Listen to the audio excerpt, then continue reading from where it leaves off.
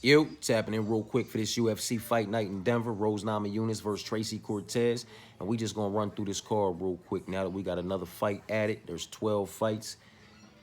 Evan Elder versus Darius Flowers is now kicking off this card. It's the prelim opener. And I, for one, I'm gonna go ahead and side with Evan Elder. I don't want anything to do with this fight. Let's get that out the way right now. You understand what I'm saying to you? I'm not high on either one of these guys, but I will side with the body of work that I've seen from Evan Elder over anything that I've ever seen from Darius Flowers. You understand what I'm saying to you? Um, could Darius Flowers possibly catch Evan Elder clipping? He could. He's got pop in his shots. You understand what I'm saying to you? But other than that, Evan Elder's just the all-around better mixed martial artist. You understand what I'm saying to you? And the volume and the pressure in the striking department on the feet, I feel like may be enough to possibly overwhelm a Darius Flowers and get him out of there inside the distance. But you know, if not, take this one via unanimous decision, man. So Evan Elder's the pick, but I have no interest in this fight, man. Um, Josh Frem versus Andre Petrowski. I'm still on Josh Frem to go ahead and be the one to get this one done via unanimous decision, via split decision, or via finding the finish inside the distance. You understand what I'm saying to you? I know Petrowski's the better pure wrestler, and I know Petrowski has more power. But those are the only two advantages that Petrowski holds. He's not the better grappler. You understand what I'm saying to you? Um, he is probably also the better pure jiu-jitsu practitioner. So he has three advantages. I do apologize. He has the power, which I don't feel he'll have an opportunity to use, but he does have the power advantage. He holds the pure wrestling advantage, and he holds the jiu-jitsu advantage when it hits the ground. Where Josh Frem is also very sound and very solid in his own right. You understand what I'm saying to you? Andre Petrowski is just a little bit more dangerous in that department, in my personal opinion, because he's so technically sound and so physically strong. You know what I mean? But with that being said, I'm not altogether sure how well he's going to be able to implement his wrestling and grappling in this matchup because, as I said, Josh Frem is very sound in that department.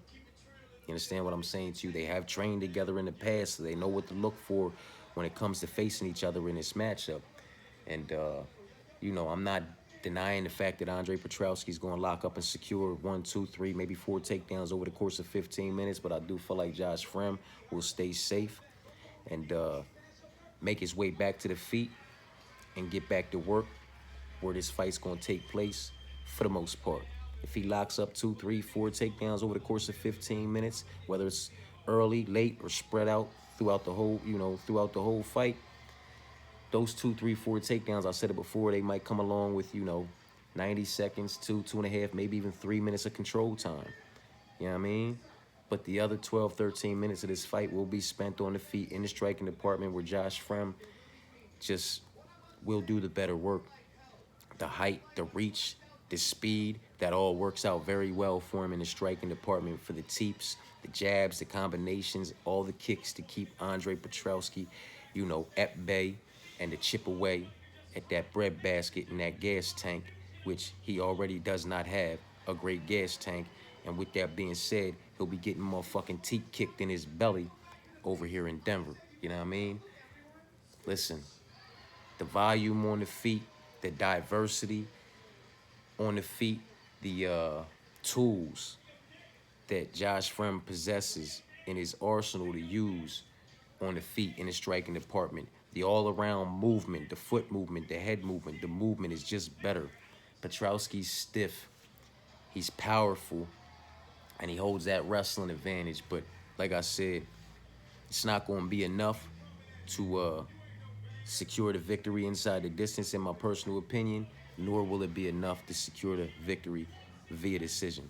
So it's still Josh Frem via unanimous decision, via split, or finding the finish inside the distance. Montel Jackson versus Damon Blackshear, man, it's still Montel Jackson for me. This has been a real big one. I don't necessarily understand why. I personally feel like this is a really bad matchup for Damon Blackshear You know what I mean? I feel like Montel Jackson is better absolutely everywhere. Listen, I'll take that back. The one place Damon Blackshear may be better than Montel Jackson is in the jiu-jitsu practitioner department when it hits the ground, when it hits the mat. He's a more active jiu-jitsu practitioner. You understand what I'm saying to you? But I will not give Damon Blackshear the wrestling or the grappling advantage in this matchup because Montel Jackson's wrestling is very good and his motherfucking grappling is very good and very underrated. You understand what I'm saying to you? You're talking about an individual in Montel Jackson who possesses who locks up 3 or 4 takedowns over the course of 15 minutes in his own right at a 71% takedown accuracy, while Damon Blackshear will lock up 2 or 3 takedowns over the course of 15 minutes at only a 37% takedown accuracy. And that 37% takedown accuracy will be going up against a 69% takedown defense of Montel Jackson, while Montel Jackson's 71% takedown accuracy will be going up against a 66% takedown defense of Damon Blackshear. You understand what I'm saying to you? Listen.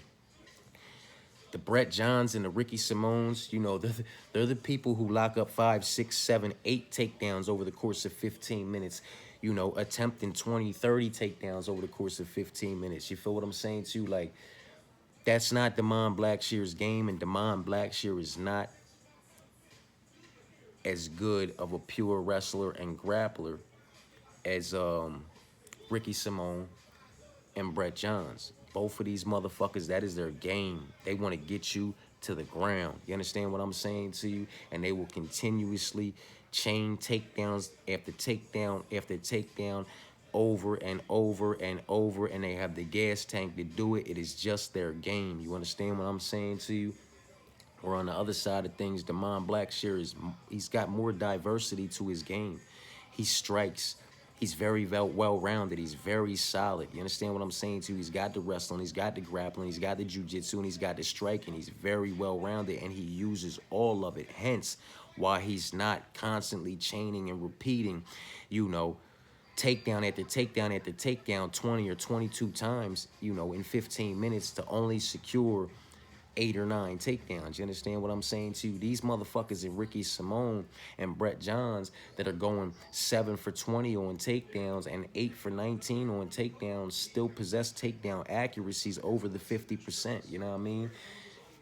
Damon Blackshear is locking up 2 or 3 takedowns over the course of 15 minutes at only a 37% takedown accuracy, man. It's not the same, and it's not going to be good enough to just go in there and do whatever he wants to do with Montel Jackson, man. You understand what I'm saying to you? It's just different. It's different, man. And motherfuckers are sleeping on Montel Jackson's wrestling and Montel Jackson's grappling in his own right. You understand what I'm saying to you? So, listen, man. I get it, you know what I mean, to a certain extent, but then again, I don't. You know what I mean?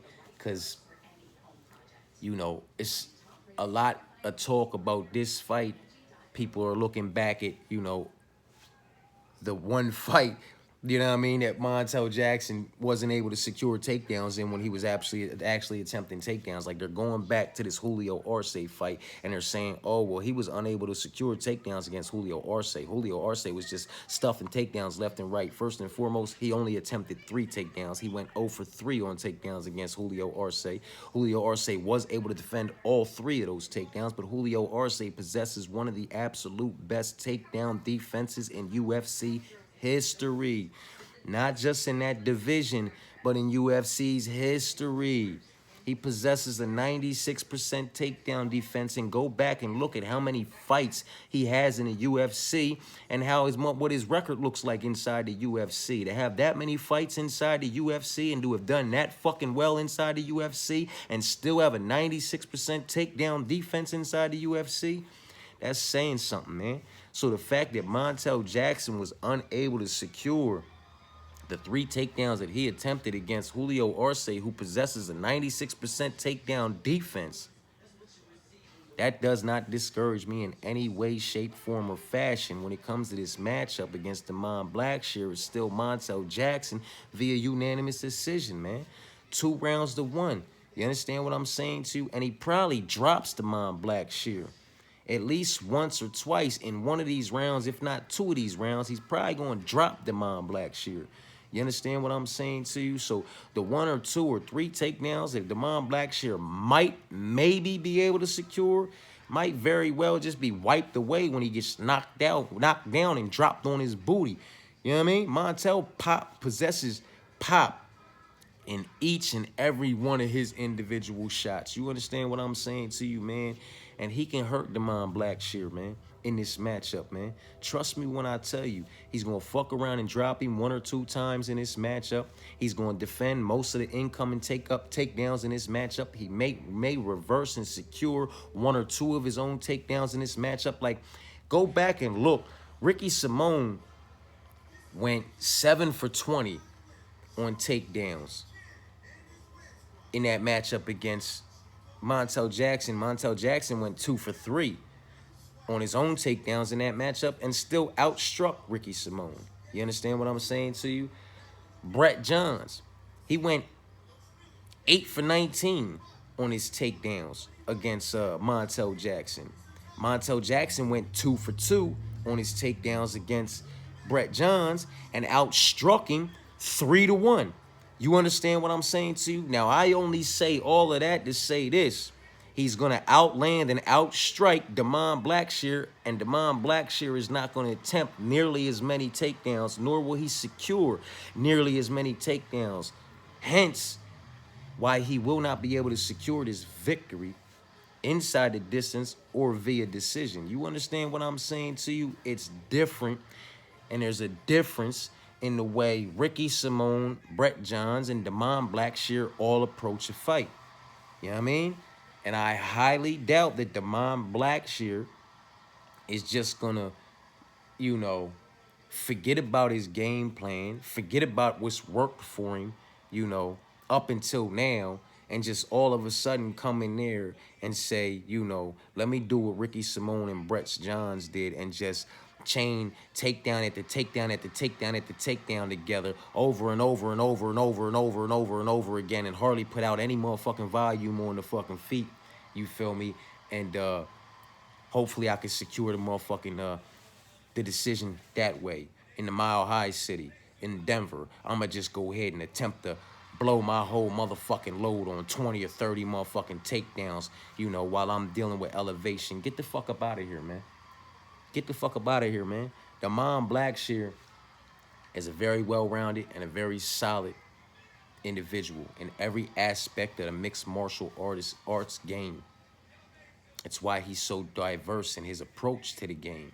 It's why he can mix in the wrestling and the grappling and get down to the jiu-jitsu with the motherfucking striking. You know what I mean? It's because he uses everything. He doesn't just go out there and say, I have to get this to the ground and I have to search for the submission, because if I don't, I'm in fucking, you know, it's going to be a long night and I'm, you know, I'm in for some motherfucking trouble. He doesn't do that. He knows that he is very capable of getting the job done on the feet if he can't get it to the ground. It's why his game is so diverse and well-rounded. You understand what I'm saying to you? I'm not shitting on Damon Blackshear. I'm just saying it's a bad matchup for Damon Blackshear, and I do not see him catching the dub. I do not see him catching the W over Montel Jackson, and I do not see him cashing as a dog, man. If I'm wrong, I'll tap in, and I'll rub this shit in my chest, but I do not think that I am, man. You know what I mean? I do not think that I am. I think that Montel Jackson's wrestling and grappling are better than Damon Blackshear's. I think he hits harder. I think he's faster. You know what I mean? And I think he's more of a problem to deal with in the striking department. Damon Blackshear probably holds the pure jiu-jitsu advantage in this matchup, but that's not going to be enough to get this one done. Luana versus Agapova. I'm still on Luana, you know, inside the distance, if not via unanimous decision. Jasmine versus Fatima. I want so bad to pick Jasmine, man. You know what I mean? I want so bad to be confident in Jasmine. Let me say that. You know what I'm saying? Cover your back door on this fight. Joshua Van versus Charles. I'm still on Josh, man. Cody versus Abdul, I'm still on Cody. Christian versus Julian, I'm still on Julian, man. To possibly just go ahead and take this young man to school. You understand what I'm saying to you? Listen, man. What if Julian puts work on Christian and Drew Dober puts work on Gene? Huh? What if the two weight bullies who have finally been pushed up to a division that, you know, obviously they belong in because they can't make the weight the division below, get worked on, just get worked out on, man? Huh? Huh? Boy, wouldn't that be a bitch? That'd be karma, though. That'd be karma like a motherfucker. That'd be karma showing right up and smacking you right in your motherfucking face, you disrespectful bastard. You want to keep missing weight down there and catching these dubs? Well, now you got to come on up here. And you ain't facing no motherfucking scrubs when you come up here, man. You know what I mean? Like, Christian's facing Julian. And Gene's facing Drew. Two matchups that could prove to be problems. You know what I mean? I'm still on Julian, though. To go ahead and get this one done. Bomb Fiend versus Ange, man. Secure your back door on this fight, you know? Secure your back door on this fight, man. Fuck this fight, man. Because I honestly just cannot predict how this fight's going to go. You know what I mean? I like Ange, man. I still like Ange, you know what I mean? My original gut was Gabrielle, you know what I mean? So maybe that'll come back to bite me in the ass, but I like Ange, man. Drew versus Gene. My original gut was Gene. So this one might come back to bite me in my ass too, but I'm rocking with Drew. You know what I'm saying? Santiago versus Muslim. I'm still on Santiago. And Rose versus Tracy, man. It's still a secure your back door situation, man. For anybody who wasn't tapped in from the very beginning when I started talking about these motherfucking fights, like my original gut picks, know what I mean? Was Josh Frem over Andre Petrowski, Montel Jackson over Damon Blackshear, Luana Santos over Agapova, Jasmine over Vivian, and then when Vivian was replaced with Fatima, it was still Jasmine to be a bit too much too soon for Fatima. Joshua over Charles, Cody over Abdul, Julian over Christian, Gabrielle over Ange, Gene over motherfucking Drew, Santiago over Muslim, and you know, Rose over Tracy, but go both ways and secure your back door. That was my original gut pick, you know what I mean? So with that being said, I've since altered the Jasmine versus Fatima. I'm just securing my back door because I could see Fatima, you know, showing up and being a problem, man. You know what I mean? So I've gone both ways on that fight. And then the Gabrielle versus Ange fight, you know what I'm saying?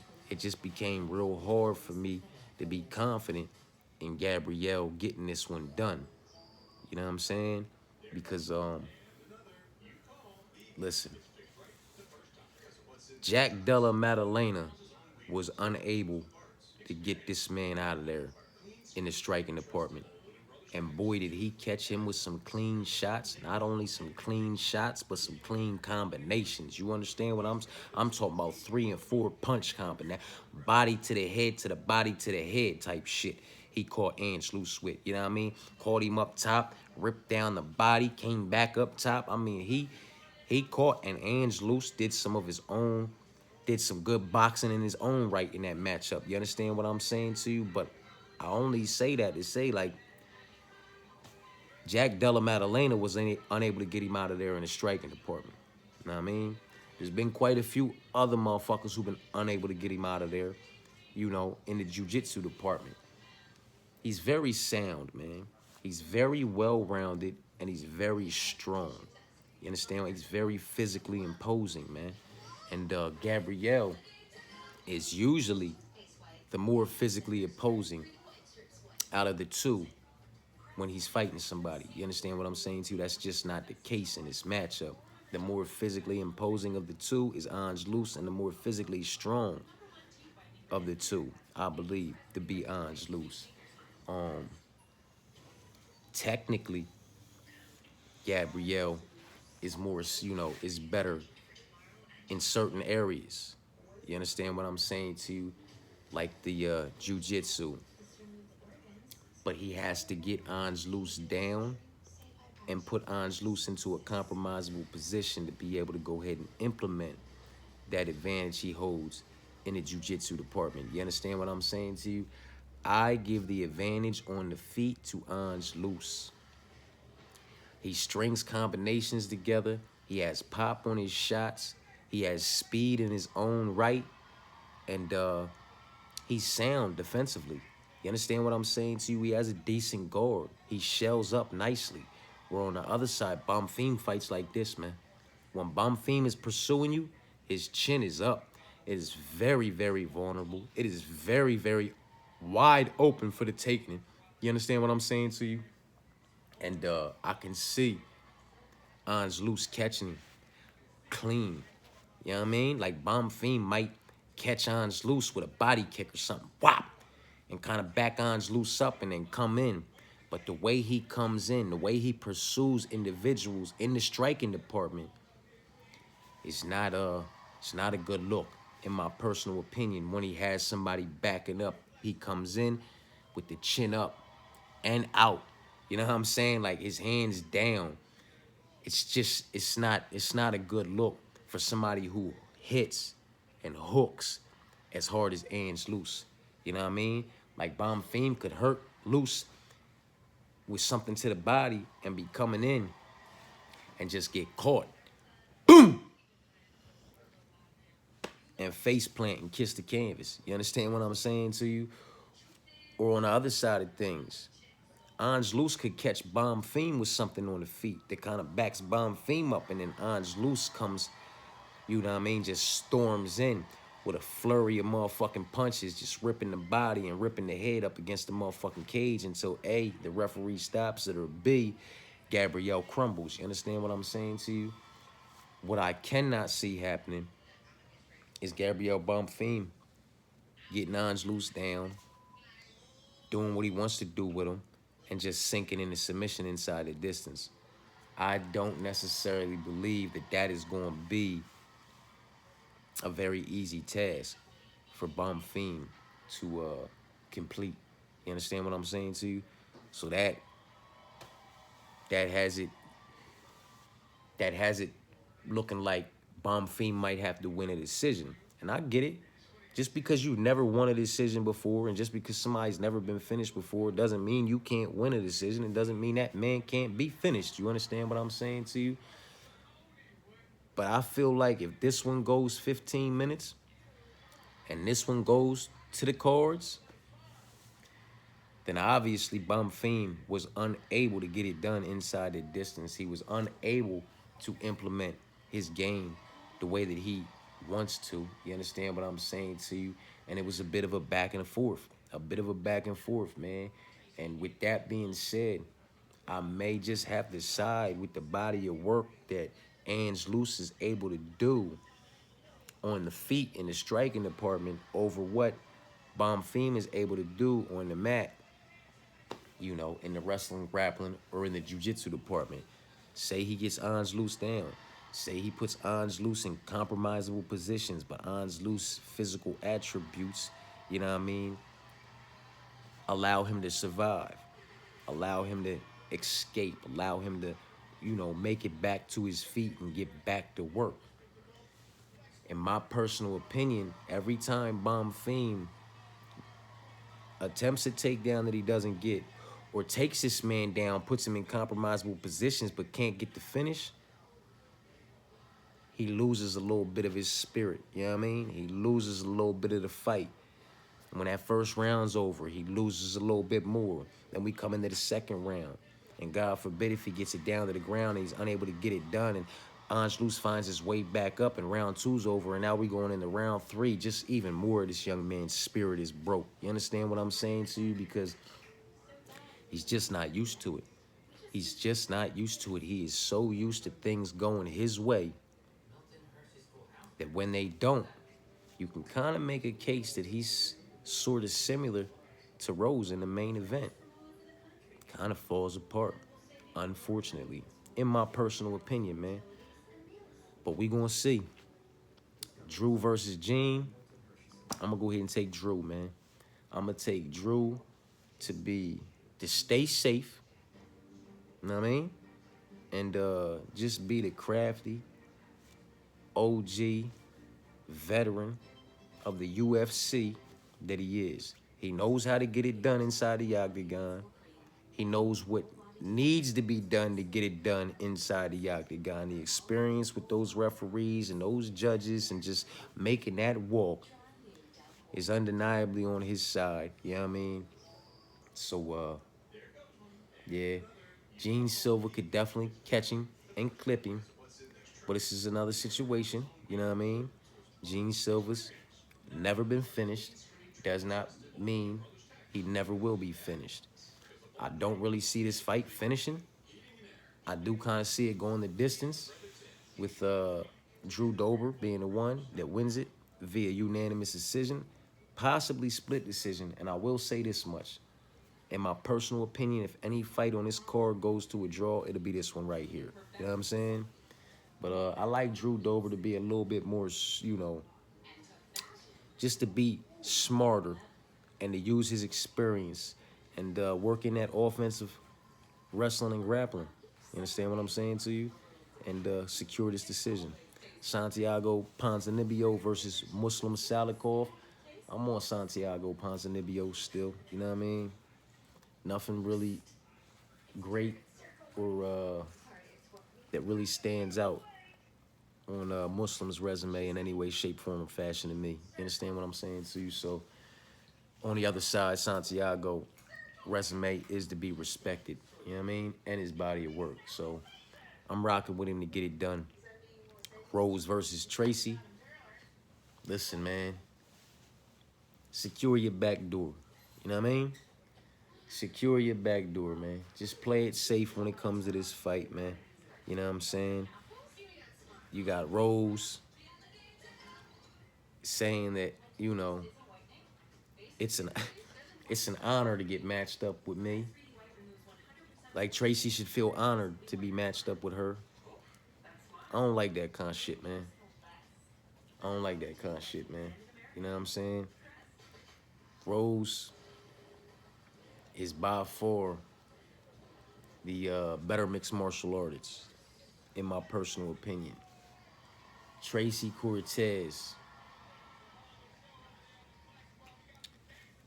the better pure boxer, the better pure wrestler and grappler. You know what I mean? I guess that kind of like wipes out everything I just said about Rose being a better mixed martial artist, huh, man? You know what I'm saying? She's the more experienced mixed martial artist. You know what I mean? She's the more diverse and fluid of the two. Let's just say that. You know what I mean? In the striking department, she has more diversity and a few more tools, to go ahead and use. A few more tools at her disposal. Where, in the striking department, Tracy's really just a boxer. Very good boxer, very clean boxer, very crisp boxer, and she has nice pop on her shots. You understand what I'm saying to you? But she's not as diverse in the striking department as Rose Namajunas. The wrestling and grappling, though, I will give that to Tracy. You understand what I'm saying to you? But the jiu-jitsu, I kind of wanted to say I'll get at the Rose, but maybe that's kind of even, man. You know what I mean? Maybe they're motherfucking. I'm not talking about their credentials or their rankings. I'm talking about, because you can have a motherfucking black belt in there. You understand what I'm saying to you? Who's just not as active as this purple or brown belt. You understand what I'm saying to you? So while one may be higher credentialed or higher ranked, you know what I mean, hold a higher belt, does not necessarily mean that it's the better jiu-jitsu practitioner when they're on that mat. You understand what I'm saying? You understand what I'm saying by that, man? Like, because some people just use their jujitsu defensively. You know what I mean? Use it when they need to, if need be necessary. Where other people, their guards are just very fucking active. They're constantly throwing up motherfucking submission threats. I mean, submission at the submission at the submission, arm triangle, motherfucking arm bar, omoplata going. Like, I mean, they're just throwing them up, throwing them up, throwing them up. You know what I mean? That's what I mean by somebody who has,